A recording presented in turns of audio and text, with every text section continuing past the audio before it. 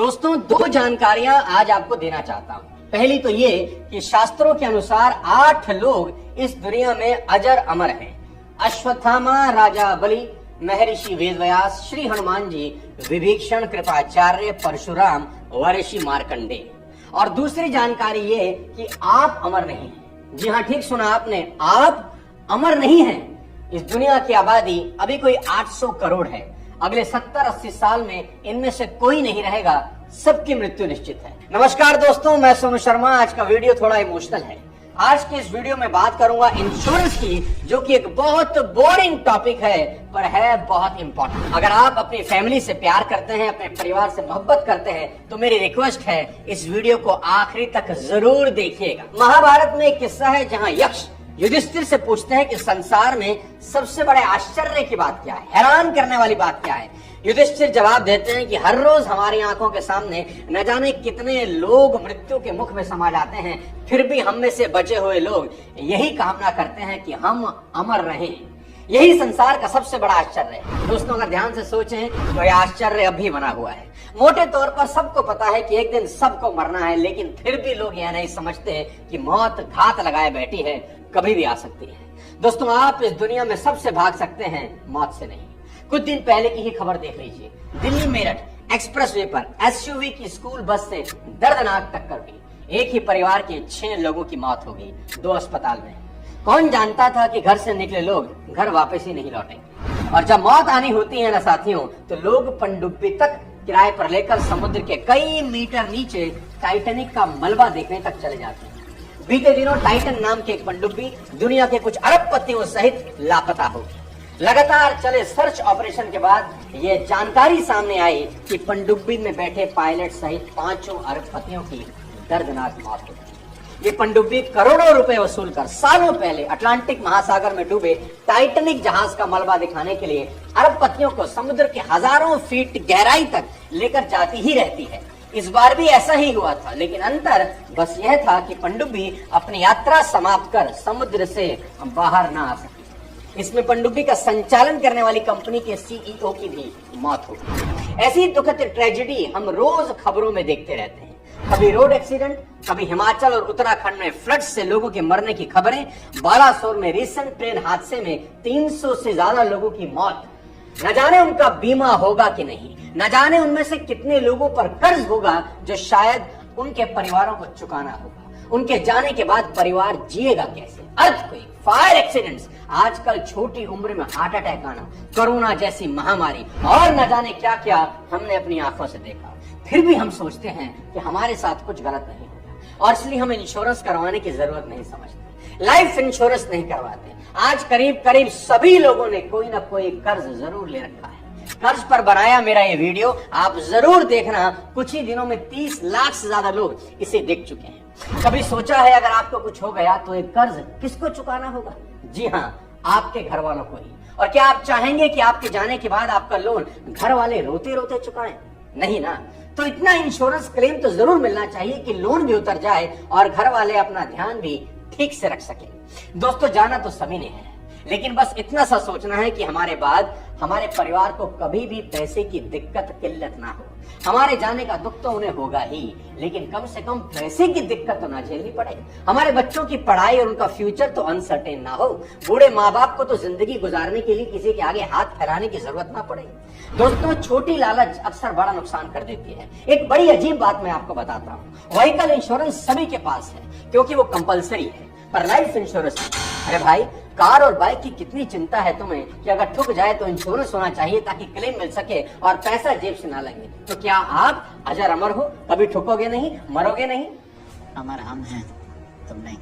लोग कहते हैं कि सोनू जी शुभ शुभ बोलो, मौत की बात ना करो, नेगेटिविटी ना फैलाओ। लेकिन जरा सोचिए कि क्या ज्यादा नेगेटिव है, इस सच को एक्सेप्ट करना नेगेटिव है या इस सच से मुंह फेरना और अपने परिवार को एक अनसर्टन फ्यूचर में धकेल देना। सरकार के इकोनॉमिक सर्वे 2022-23 में पता चला कि 2021 में हमारे देश में लाइफ इंश्योरेंस पेनिट्रेशन मात्र 3.2%। इसका मतलब 100 में से सिर्फ 3 लोगों के पास इंश्योरेंस थी। नेशनल हेल्थ प्रोफाइल का डेटा रिलीज हुआ अप्रैल 2017 में। क्या मालूम चला?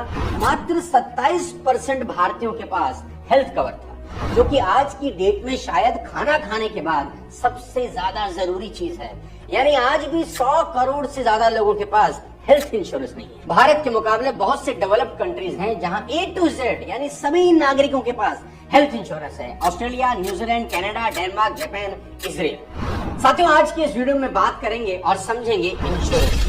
रोटी, कपड़ा और मकान जितना जरूरी है, इंश्योरेंस करवाना भी उतना ही जरूरी है। जिसको ये बात समझ में आ गई, उसका फ्यूचर रिस्क फ्री हो जाएगा। और दोस्तों, इंश्योरेंस का कंसेप्ट आज का नहीं, सदियों पुराना है। 100 BC में रोम का एक मिलिट्री लीडर था, कायोस मारियस। उसने अपने ट्रूप्स में एक ब्यूरियल क्लब बनाया। यानी अगर किसी क्लब मेंबर की अचानक से कहीं मृत्यु हो जाती है तो बाकी लोग उसके फ्यूनरल का खर्चा देंगे। उस समय रोम में ये माना जाता था कि अगर कोई व्यक्ति मरने के बाद सही से दफनाया नहीं जाता तो वो एक परेशान होकर भूत बनकर भटकता रहता है। इसलिए जरूरी है कि हर एक मरे हुए व्यक्ति को सही से दफनाया जाए। बाद में ये क्लब इवॉल्व हुआ और मरने वालों के परिवार वालों को कुछ स्टाइपेंड भी दिया जाने लगा। हमारे देश में इंश्योरेंस की शुरुआत करीबन 200 साल पहले हुई।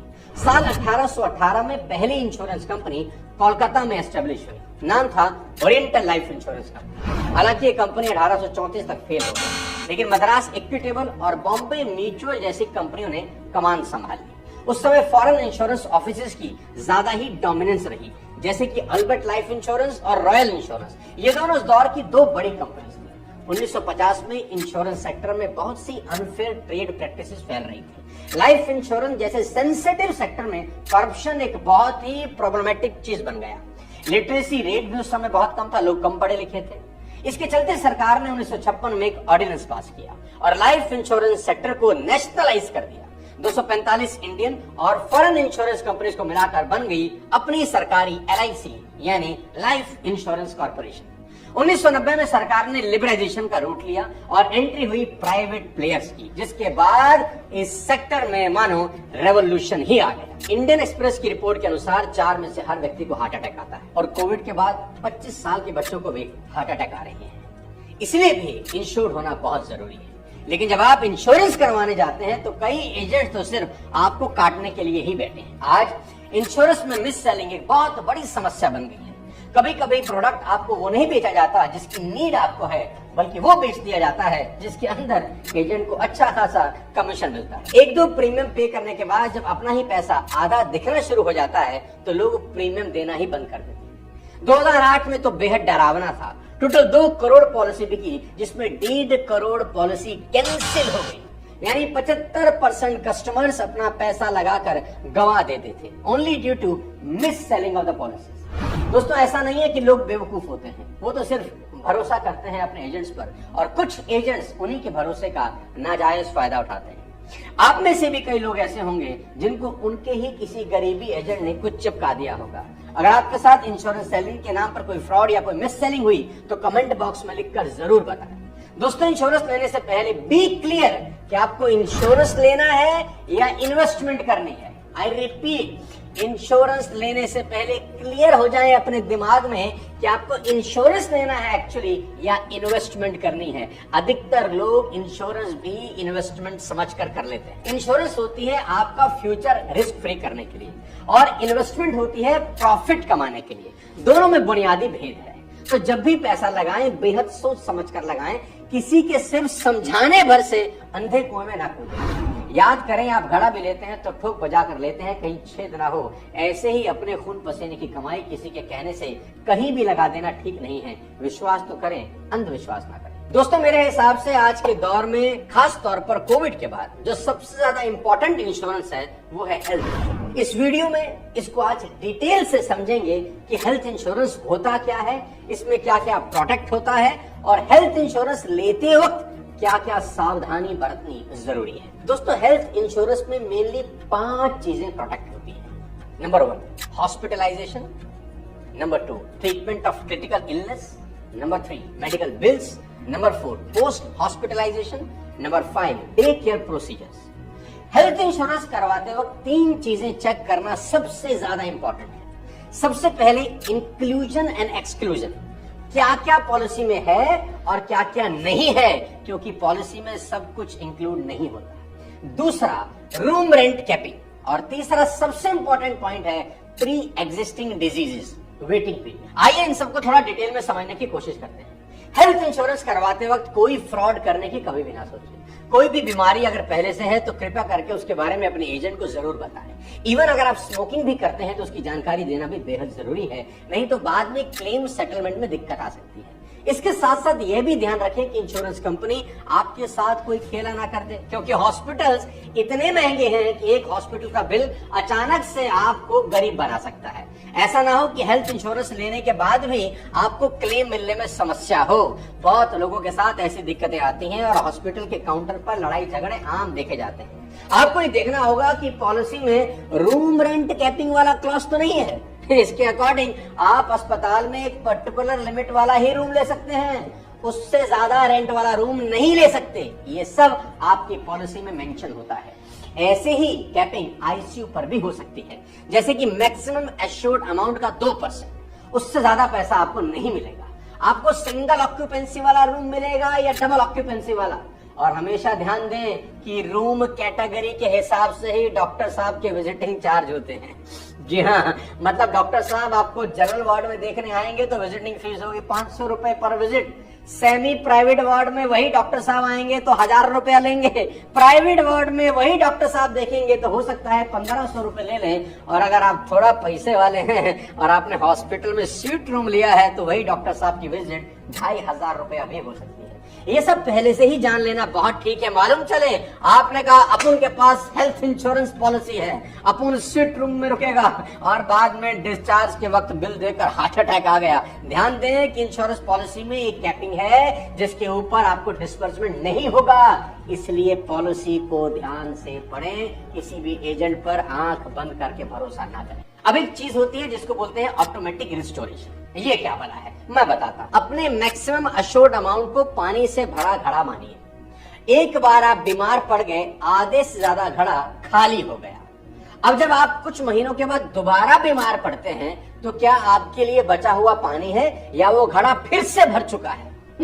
आपका मैक्सिमम एश्योर्ड अमाउंट है मान लीजिए 4 लाख। बीमार पड़े 3 लाख रुपए लग गए, 5 महीने बाद फिर से बीमार पड़ गए तो अब केवल 1 लाख का ही इलाज मिल सकता है या फिर से आप 4 लाख के लिए एलिजिबल हैं? या आपको अपने पॉलिसी एडवाइजर के साथ क्लियर करना ही होगा।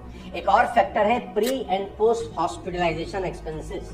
देखिए हॉस्पिटल में एडमिट होने से पहले भी कुछ खर्च हो जाता है, जैसे कि अगर आपकी तबीयत ठीक नहीं है तो आप सबसे पहले किसी डॉक्टर को ओपीडी में कंसल्ट करेंगे। डॉक्टर साहब कुछ टेस्ट बता ही देंगे, जैसे blood test, x-ray, urine, CT scan, ECG, MRI.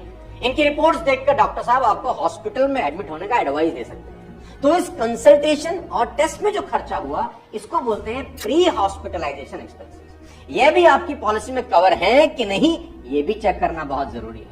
इसी तरह हॉस्पिटल से डिस्चार्ज होने के बाद भी खर्चे होते हैं, दवाई पर, फॉलोअप ट्रीटमेंट्स, डॉक्टर कंसल्टेशन, फिर से कोई टेस्ट, फिजियोथेरेपी, इसको बोलते हैं पोस्ट डिस्चार्ज रिकवरी एक्सपेंडिचर। ये अच्छे से जांचना बहुत जरूरी है प्री हॉस्पिटलाइजेशन और पोस्ट हॉस्पिटलाइजेशन एक्सपेंसेस आपकी पॉलिसी में कवर्ड है या नहीं। अब कुछ टैलेंटेड लोग भी होते हैं। हो सकता है कि कोई ऐसा व्यक्ति करने की सोचे कि जैसे उसे पता चला कि मुझे कैंसर है उसने हेल्थ इंश्योरेंस करवा लिया और 10 दिन बाद इलाज के लिए पहुंच गया। ऐसा करना पॉसिबल नहीं है। इंश्योरेंस के समय आपकी प्री एग्जिस्टिंग डिजीजेस, आपकी लाइफस्टाइल, चॉइस, सब कुछ देखा जाता है और इन बीमारियों के लिए एक वेटिंग पीरियड ही होता है। ये अच्छे से देख लें कि वह वेटिंग पीरियड कितना है। मेरी एक बात मान लें, अपने बारे में कोई जानकारी ना छुपाएं हेल्थ इंश्योरेंस लेने से पहले। अब इसके बाद सबसे इंपॉर्टेंट बात, लाइफ इंश्योरेंस की बात करते हैं। लाइफ इंश्योरेंस में मेनली 7 तरह की पॉलिसीज आती हैं। Term life insurance, whole life insurance, endowment plan, unit link, child plan, pension plan और मुझे पर्सनली जो सबसे बढ़िया लगता है वो है टर्म इंश्योरेंस। टर्म इंश्योरेंस सभी प्रकार की बीमा पॉलिसी में सबसे शुद्ध और सबसे किफायती है। मैं तो बोलता हूँ जैसे फलों का राजा आम है वैसे ही इंश्योरेंस पॉलिसी का राजा है टर्म इंश्योरेंस, जिसमें आप एक स्पेसिफिक पीरियड के लिए उच्च जीवन कवर का ऑप्शन चुन सकते हैं। आप कम प्रीमियम का भुगतान करके टर्म लाइफ इंश्योरेंस प्लान के साथ अपने परिवार के फाइनेंशियल फ्यूचर को सिक्योर कर सकते हैं। टर्म इंश्योरेंस प्लान में आम तौर पर कोई मैच्योरिटी वैल्यू नहीं होती और मैच्योरिटी वैल्यू के चक्कर में पड़ना भी नहीं, इसीलिए बहुत कम रेट पर आपको मिल जाती है पॉलिसी। पॉलिसी ड्यूरेशन के भीतर यदि आपको कुछ होता है तो आपके घर वालों को बीमा की राशि मिल जाती है। आपने पॉलिसी बाजार की एड तो देखी ही होगी जिसमें अक्षय कुमार साहब यमराज बनकर आते हैं। अभी तो मिर्जापुर के कालीन भैया भी दिखाई दे रहे हैं इस ऐड में। पॉलिसी बाजार मुझे इसलिए भी पसंद है क्योंकि पॉलिसी बाजार ने कंज्यूमर्स को कई ऑप्शंस दिए हैं, सब कुछ खोल के रख दिया है, कुछ भी हिडन नहीं रहा। कोई भी कस्टमर यहाँ पर सब सर्च कर सकता है, कंपैरिजन कर सकता है, अब उसको कोई चीट नहीं कर पाएगा।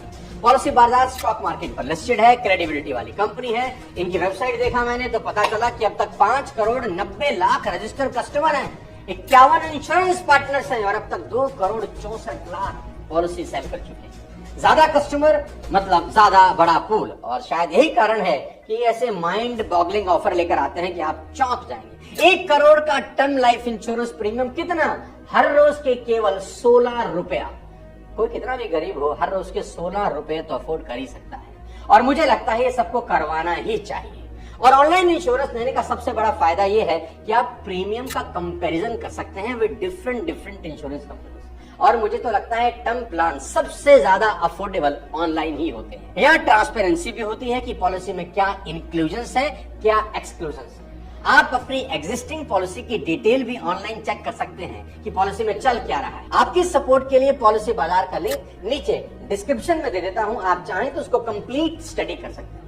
अब एक सबसे काम की बात, आप जहां से भी इंश्योरेंस ले रहे हैं एक बार उनकी क्लेम सेटलमेंट की परफॉर्मेंस जरूर चेक कर लें कि जिस कंपनी की आप पॉलिसी ले रहे हैं उनकी क्लेम सेटलमेंट रेशियो क्या है। पॉलिसी बाजार हमें बताता है कि अप्रैल 2022 से जनवरी 2023 तक उन्होंने 102 करोड़ रुपए के क्लेम सेटलमेंट्स को असिस्ट किया।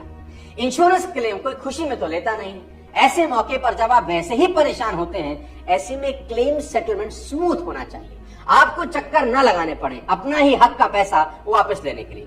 IRDAI की 2021-2022 की एनुअल रिपोर्ट में बताया गया कि LIC ने 13.50 लाख डेथ क्लेम सेटल किए और सभी प्राइवेट इंश्योरेंस ने मिलकर 2.37 लाख। अगर क्लेम के अमाउंट की बात करें तो LIC का टोटल अमाउंट था 28,408 करोड़, जबकि बाकी प्राइवेट प्लेयर्स का 17,410 करोड़। सबसे ज्यादा क्लेम सेटलमेंट रेशो रहा मैक्स लाइफ का, जिन्होंने 99.34% क्लेम सेटल किए। दुनिया भर की बात करें तो ऐसे कई मौके हुए हैं जब कंपनीज को माउंटेनियस इंश्योरेंस पे आउट देने पड़े, जैसे कि 2005 का तूफान हरिकेन कटरीना, जिसने बड़ी तबाही मचाई। अमेरिका में 11 सितंबर का आतंकी हमला, जिसमें करीब 3,000 लोगों की एक साथ मौत हो गई। लेकिन सबसे बड़ा पे आउट हुआ 2008 के अमेरिकन फाइनेंशियल क्राइसिस के समय। उस समय कुल 21 ट्रिलियन डॉलर के इंश्योरेंस पे आउट हुए। अगर हम इंडिविजुअल लाइफ इंश्योरेंस की बात करें तो गिनीज वर्ल्ड रिकॉर्ड होल्डर है 201 मिलियन डॉलर की इंश्योरेंस पॉलिसी। इसे सेल किसने किया? इसे सेल किया डोवी फ्रांसिस ने, जो मैनेजिंग पार्टनर थे SG LLC नाम की इंश्योरेंस कंपनी के। लेकिन डोवी ने यह सेल किसको किया पता नहीं, बस इतना मालूम है कि वह अमेरिका के टेक्नोलॉजी स्पेस में काम करने वाला कोई फेमस बिलियनियर है जो सिलिकॉन वैली में रहता है। ऐसे ही एक फेमस किस्सा है रोवन एटकिंसन का, जो अपने कार्टून कैरेक्टर मिस्टर बीन के नाम से पॉपुलर हैं। उनके पास एक बहुत रेयर कार थी मैक्लेरिन F1, और 2001 में उनकी कार की टक्कर पेड़ से हो गई, जिसके बाद उनकी गाड़ी में आग लग गई, उनके कंधे में भी कुछ चोटें आई। लेकिन इंश्योरेंस कंपनी की कमर टूट गई जब उन्हें सिर्फ रिपेयर के लिए 9,10,000 पाउंड देने पड़े, यानी करीब 9.5 करोड़ रुपए, वो भी सिर्फ रिपेयर और मेंटेनेंस के। दोस्तों, लास्ट में जाते जाते ये समझ लेते हैं which are the factors defining your life insurance coverage. आपका इंश्योरेंस प्रीमियम कितना होगा, आपको लाइफ कवर कितना मिलेगा, मेनली 7 फैक्टर्स डिसाइड करते हैं। सबसे पहले age of the policy holder, जो पॉलिसी ले रहा है उसकी उम्र क्या है। दूसरा, health condition both current and history, मतलब पॉलिसी होल्डर की अभी की हेल्थ हिस्ट्री और पुरानी हेल्थ हिस्ट्री क्या है। तीसरा, उसका ऑक्यूपेशन क्या है, वो करता क्या है। चौथा, स्मोकिंग एंड ड्रिंकिंग हैबिट्स। पांचवा, किस तरह की पॉलिसी लेना चाहता है। छठा, इस व्यक्ति की क्लेम हिस्ट्री क्या है, ये भी चेक किया जाता है। और सातवां, लोकेशन, मतलब रहने का स्थान, वो रहता कहाँ है। दोस्तों, पॉलिसी लेते वक्त ये 7 के 7 फैक्टर बहुत इंपॉर्टेंट रोल प्ले करते हैं। साथियों, आखिरी में जाते जाते मैं आपको एक चीज जरूर बता देना चाहता हूँ। जिन भी लोगों ने अपने लिए कोई भी पॉलिसी लिया है, मेरी रिक्वेस्ट है कि अपनी सारी पॉलिसीज की डिटेल अपने परिवार से जरूर शेयर करें। अक्सर लोग ये गलती करते हैं कि पॉलिसी तो करवा लेते हैं, उनके घर वालों को पता ही नहीं है कि आपने किस किस तरह की कितनी कितनी पॉलिसी करा रखी है, किस किस से करा रखी है। खुदा ना खास्ता आपको कुछ हो गया तो घर वाले किससे क्या बात करें। पूरी एक डिटेल अपने घर में किसी 2-3 लोगों के साथ जरूर जरूर शेयर करें, ताकि खुदा ना करे आपको कुछ हो जाए तो पॉलिसी क्लेम लेने में किसी को दिक्कत ना हो और आपके घर वालों को पता हो कि आपके पास कितनी तरह की पॉलिसी है। उम्मीद करता हूं आज का वीडियो आपकी इंश्योरेंस लाइफ में कुछ हेल्प करेगा। इंश्योरेंस जरूर कराइए। अगले किसी और वीडियो के साथ फिर आपसे मुलाकात करूंगा। तब तक अपने स्वास्थ्य का ध्यान रखिए, चैनल को सब्सक्राइब कर दीजिए और बेल आइकन दबा दीजिए। Thank you so much. जय